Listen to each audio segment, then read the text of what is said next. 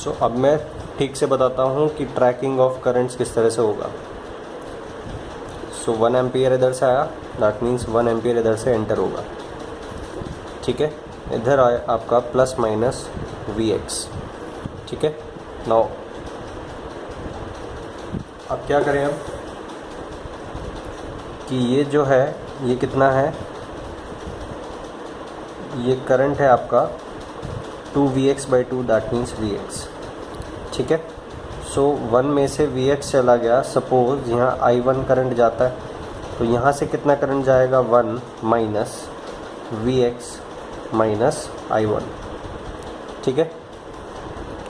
और ये लिखने की भी ज़रूरत नहीं है कि ये कितना करंट जाएगा, ठीक है। नाउ यहाँ से Vx आया, इधर से कितना करंट आएगा 1 माइनस Vx माइनस I1, ठीक है। तो यहाँ से कितना करंट निकलेगा 1 माइनस I1, ठीक है। आप इस तरह से देखें कि ये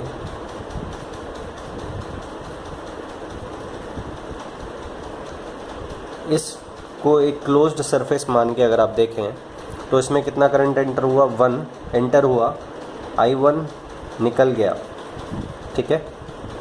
1 में से I1 निकल गया, दैट मीन्स बाकी कहाँ से निकलेगा, यहाँ से, इस क्लोज सरफेस में से, तो 1 माइनस I1 यहाँ से निकलेगा। सो इस तरह से भी आप अप्लाई कर सकते हैं, ठीक है।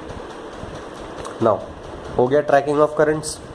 नाउ आपके पास दो वेरिएबल हैं, one is Vx and one is I1, ठीक है।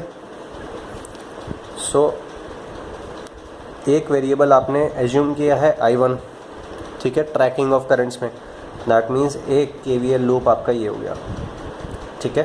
सो आप देखें कि ये माइनस प्लस 2Vx होगा, ठीक है, और ये प्लस माइनस करंट के हिसाब से होगा 6 I1, ठीक है। That means Vx minus 2 plus rise, फिर से 2Vx का rise is equals to drop 6 I1, that means 3Vx is equals to 6 I1, ठीक है। नाउ एक और इक्वेशन मुझे चाहिए, एक और इक्वेशन कहाँ मिलेगी मुझे, जहाँ Vx जो एग्जामिनर ने खुद से सर्किट में लिया हुआ था वेरिएबल, वहाँ से मिलेगी। सो Vx आपने देखा एंड Vx आपने देखा कि किसके अक्रॉस है, 4 ohms के अक्रॉस है, ठीक है। एंड उसमें करंट कितना है 1 माइनस I1, करंट प्लस में एंटर कर रहा है, that means Vx is equals to current, that means 1 minus I1 into resistance. So ये आपका सेकेंड इक्वेशन होगा, ठीक है। नाउ अब किसी एक को भी आप क्या कर लें, सो यहाँ से आएगा Vx is equals to 2 I1, ठीक है। कोई भी एक सब्स्टिट्यूट कर लेते हैं, सो Vx को सब्स्टिट्यूट कर देता हूँ।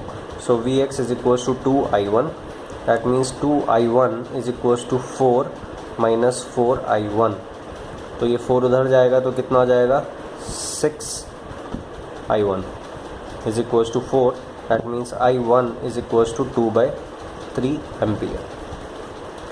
नाउ I1 आपका निकल गया कितना 2/3 एम्पियर्स। आपको तो ये वोल्टेज चाहिए ना, ठीक है। सो ये वोल्टेज आपको चाहिए, ये ड्रॉप आपको पता लग गया, जैसे ये I1 करंट पता है, ये ड्रॉप आपको पता है 2 वोल्ट्स है, इस लूप में KVL अप्लाई कर दो, ठीक है। सो V आपका आ जाएगा, ये कितना होगा 2/3 इंटू 6, ठीक है। सो ये आपका V यहाँ से 6 वोल्ट आएगा, ठीक है। आप KVL अप्लाई करके देखना 6 वोल्ट आएगा। दूसरा मेथड क्या है V निकालने का, कि आप 0 एज्यूम करो, ठीक है, इसको रेफरेंस मान लो, तो ये 0 और 2/3 इंटू 6, दैट मीन्स ये जो 6 I1 है ये कितना आएगा आपका 4 वोल्ट्स, ठीक है। तो यहाँ आपने 0 एज्यूम किया तो इस नोड पे कितना होगा 4 वोल्ट्स, यहाँ 4 है, यहाँ माइनस 2 प्लस राइज हुआ 2 का, दैट मीन्स यहाँ कितना पोटेंशियल होगा 4 प्लस 2 का राइज, दैट मीन्स यहाँ कितना है 6। सो प्लस पे है 6, माइनस पे है 0, that means V is equals to V plus minus V minus, V plus पे कितना है 6, V माइनस को क्या माना आपने reference, that means V is equals to 6 volts, ठीक है। That means 6/I, that means 6/1 is equals to RTH। ठीक है, सो इस तरह से भी आप कर सकते हैं। सो अब आप एक चीज़ देखें कि आप करंट को ट्रैक कर रहे थे, आपने कहीं भी वोल्टेज को ट्रैक नहीं किया, बट सपोज़ अगर आप यहाँ पे करंट को लिख देते Vx/4, ठीक है, अगर आप Vx/4 लिख देते, बट क्योंकि आपने इस नोड पे करंट को तो ट्रैक करा नहीं था, तो आप क्या करते कि आप यहाँ Vx मानते, ठीक है, Vx करंट आ रहा है, इधर से करंट कितना आया 1 minus Vx minus I1, that means इधर से करंट कितना फ्लो करेगा 1 minus I1, and 1 minus I1 and दोनों करंट सेम होना चाहिए बिकॉज एक ब्रांच में दो करंट नहीं फ्लो कर सकती, that means 1 minus I1 is equals to Vx/4। ठीक है, सो ये भी आप कर सकते थे और यही तो आपने अप्लाई किया था, यही सेम चीज़ आपने ये अलग तरह से अप्लाई कर दी। ठीक है, सो ध्यान रखना, ट्रैकिंग ऑफ करंट्स मीन्स आप हर नोड पे ये क्या कर रहे हैं, आप ट्रैक कर रहे हैं ना करंट को, दैट मीन्स आप ऑलरेडी KCL नोड पे अप्लाई करते जा रहे हैं। ठीक है, तभी तो करंट्स को ट्रैक कर रहे हैं। ठीक है, उसके बाद ट्रैक करने के बाद करंट्स को सब कुछ ख़त्म हो गया, अब KVL बचता है, तो KVL लूप में लगाएंगे आप, करंट सोर्सेज को भूल जाएंगे। ठीक है, सो ध्यान रखना, जब भी आप करंट्स को ट्रैक करो तो कोई भी नोड खाली नहीं जाना चाहिए, कोई भी नोड। ठीक है,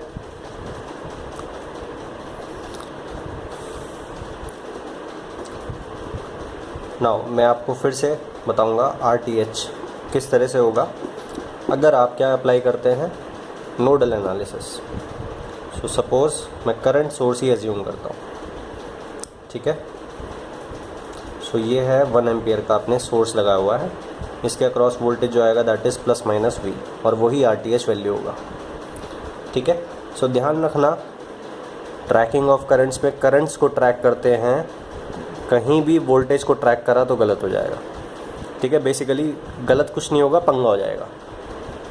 नोडल एनालिसिस में वोल्टेज को ट्रैक करते हैं, जहाँ करंट को ट्रैक करा पंगा हो जाएगा। ठीक है, सो वोल्टेज को ट्रैक करना है। सो आपने एक रेफरेंस मान लिया, ये 0 है, सो ये 0 है तो ये -2 प्लस राइज हुआ, दैट मीन्स ये कितना होगा Vx। सो ये Vx पोटेंशियल हो गया। Instead of taking V1 variable आप इसको Vx ले लो। ठीक है, फिर उसके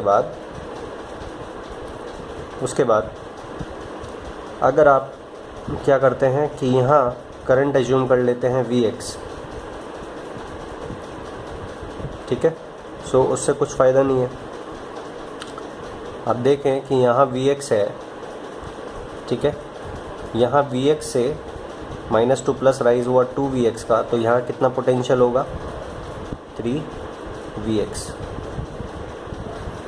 ठीक है, सो यहाँ 3Vx हो गया। अब उसके बाद अब एक नोड ये लग रहा है आपको और एक नोड ये लग रहा है, वेरिएबल एक ही है, सो कहाँ KCL अप्लाई करो, किस नोड पे।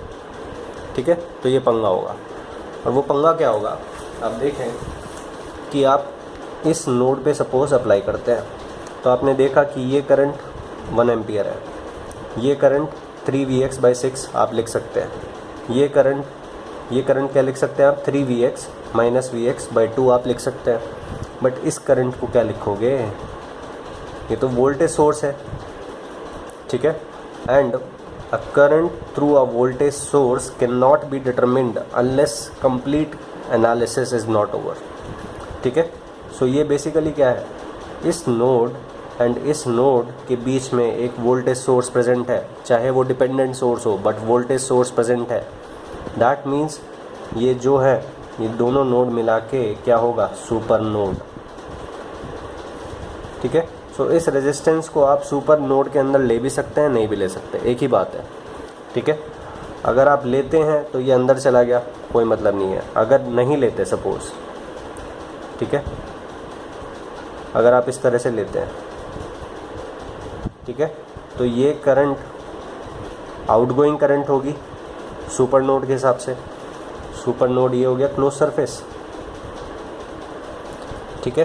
सो ये करंट सुपर नोड के हिसाब से आउटगोइंग हुई और यही करंट इनकमिंग हुई, सो इस करंट का कोई इफेक्ट नहीं आएगा, ठीक है। सो इसलिए आप इस रजिस्टर को भी सुपर नोड में काउंट कर सकते हैं, ठीक है। नाउ सो इस सुपर नोड पे आपको KCL अप्लाई करना है and that will give you one equation two solve for Vx, ठीक है।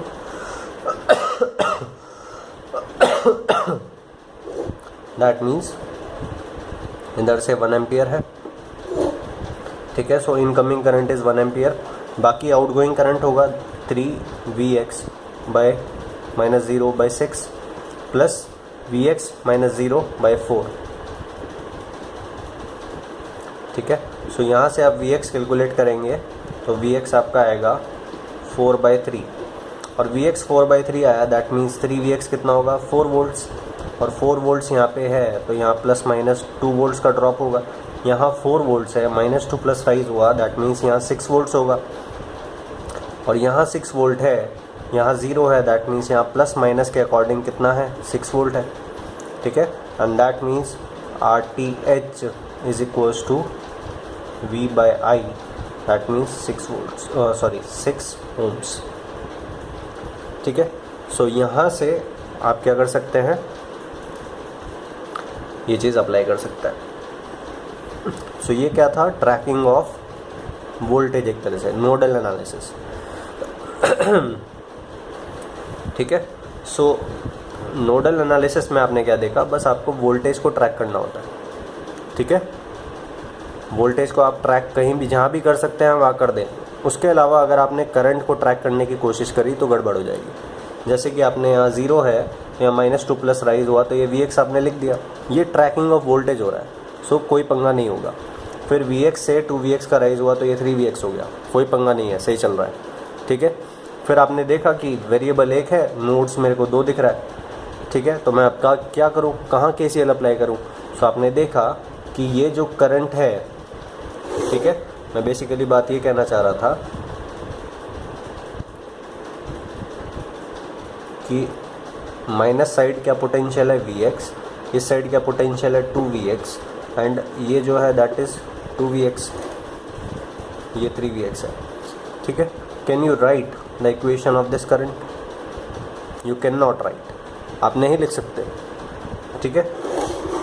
बट अब जब पूरा एनालिसिस आपने कर लिया तो इसके थ्रू करंट कितना जाएगा वो आप निकाल सकते हो।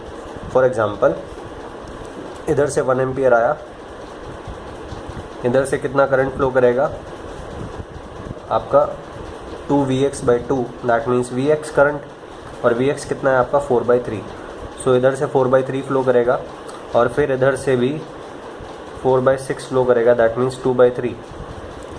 सो 1 में से 4/3 इधर चला गया, 2/3 इधर चला गया, ठीक है।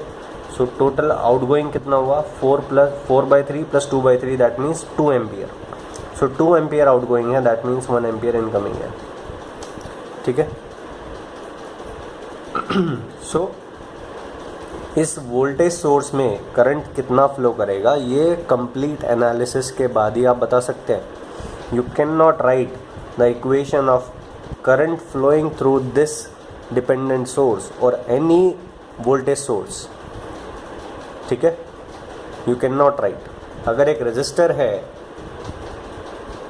R और यहाँ V1 है, यहाँ V2 है, सो आप इक्वेशन लिख सकते हैं V1 minus V2 divided by R।